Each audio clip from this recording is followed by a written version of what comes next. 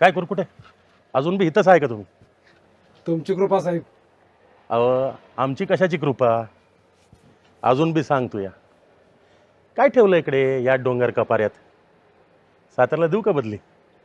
अहो तुमचं घर पण आहे ना तिकडं, हां मस्त बायका पोरांसोबत राहाल. अहो तेच तर नको आहे ना, म्हणून इथं बरं वाटतं या. म्हणजे रमलेलं दिसतंय तुम्ही इकडे, एखादं पुस्तक आवडलेलं दिसतंय कुरकुटे तुम्हाला हा? काय अहो तसं काय नाही साहेब, कसं आहे